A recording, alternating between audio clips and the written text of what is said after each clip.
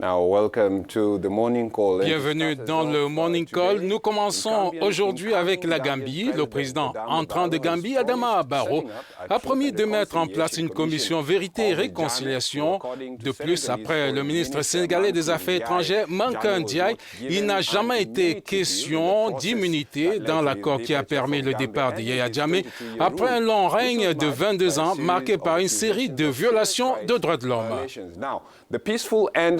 Voilà, le retour à la normale permettra au président Barrow, qui a prêté serment à l'ambassade de Gambie au Sénégal, de prendre effectivement le pouvoir.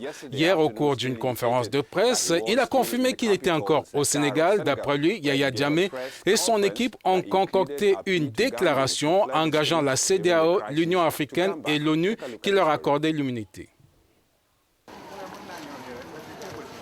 Les dirigeants ouest-africains n'ont pas accordé d'immunité à Yaya Jammeh lors des négociations qui se sont conclues par un départ en exil de l'ancien président gambien, a déclaré dimanche le ministre sénégalais des Affaires étrangères, Manka Ndiaye. Le chef de la diplomatie sénégalaise a confié que l'ex-président gambien et son équipe avaient concocté un accord à soumettre à l'approbation de l'ONU, l'Union africaine et la CEDEAO qui lui donnaient toutes les garanties avec pour point majeur l'impunité. Mais l'accord n'a été approuvé par personne. Dans une déclaration conjointe publiée dimanche, la CEDEAO, l'Union africaine et l'ONU ont garanti à Jammeh de protéger ses droits en tant que citoyen, chef de parti et ancien chef d'État. Ce qui éclaircit un peu plus les choses, car le départ de Jammeh a déclenché un bon nombre de spéculations sur les termes de l'accord qu'il a négocié avec les présidents guinéens Alpha Condé et mauritanien Mohamed Ould Abdelaziz.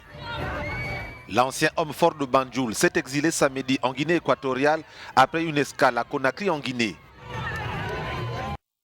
Et puis des militaires sénégalais membres de la coalition de la CEDEAO pour la Gambie sont entrés dans Banjul sous les acclamations de la foule hier en début de soirée au lendemain du départ de Yaya Jammeh pour la Guinée équatoriale. Les manifestations spontanées de joie dans la capitale, donc Banjul, se sont multipliées. Hier, les populations continuaient de fêter le départ de Yaya Jammeh. La communauté économique des États d'Afrique de l'Ouest avait mobilisé des troupes, je le rappelle, de 5 pays de la sous-région pour faire partir le président sortant du pouvoir. Le déploiement des forces de la CEDEAO avait été retardé par les nombreuses médiations des présidents Mohamed Ould Abdelaziz de Mauritanie et de Alpha Condé de la République de Guinée pour éviter le coup de force.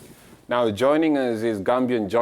nous avons joint Alpha Diallo, c'est un journaliste gambien à la frontière entre le Sénégal et la Gambie. Bonjour Alpha.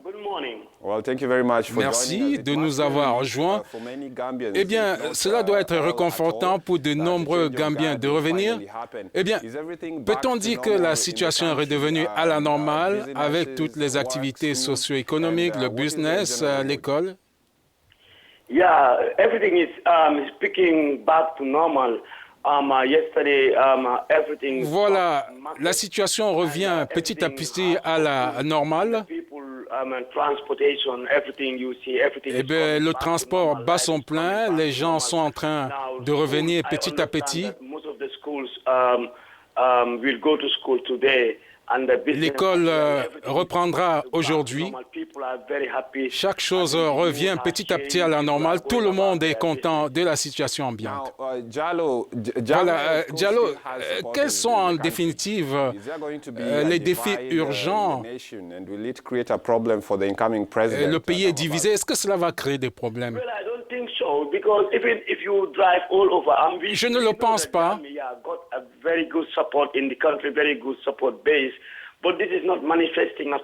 Mais disons que s'il a des supporters, il ne se manifeste pas.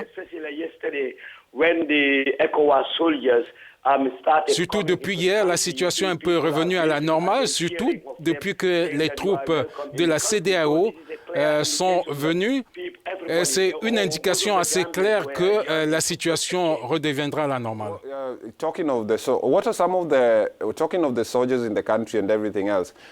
Voilà, parlons des soldats. À quoi ils serviront ces soldats?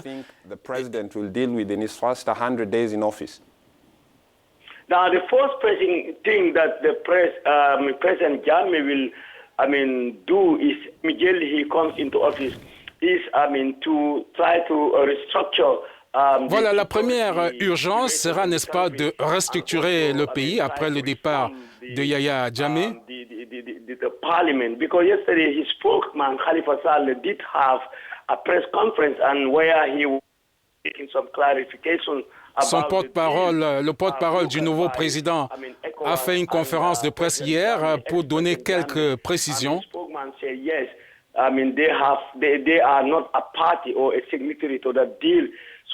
Il a dit qu'il n'y a pas eu une entente avec le précédent contrairement à ce qu'il déclarait relativement à son immunité, entre autres. Those are some of the issues he raised yesterday evening at the Kairaba Hotel, where he had a press conference which was attended by both local and international journalists. Now, Jallo, let's end this on the note of the security, or rather the security force of the regional bloc. Voilà, parlant des forces de la CEDEAO. Their presence in the country, and how long are they expected to? Vous croyez qu'ils mettront combien de temps dans le pays? Well, that is not clear, but the spokesperson for Mais disons que ce n'est pas clair pour le moment. Said that now their presence here, they are not coming here as an occupation force. Eh bien, ce n'est pas une force d'occupation. Ils sont tout simplement venus aider les Gambiens à remettre les choses en ordre. Sweeping operations, because as you know that there was some pocket of resistance, especially in the main military base. Ils sont actuellement dans la principale base du pays. I understand that immediately they arrived, they started disarming some soldiers because some soldiers are still armed to the teeth, especially in Jammeh's hometown. So Khalifa Saleh said that their presence here is welcome, and of course. Disons qu'ils sont les bienvenus pour le moment, ces soldats de la CEDEAO. Also had another press conference yesterday, and he said that. Now, the ECOWAS forces are not coming to stay, but they are just coming. Les forces de la CEDEAO ne viennent pas comme une force d'occupation qui mettra du temps, mais tout simplement pour aider à remettre les choses en ordre. Merci beaucoup, Alpha, de nous avoir rejoints dans ce Morning Call.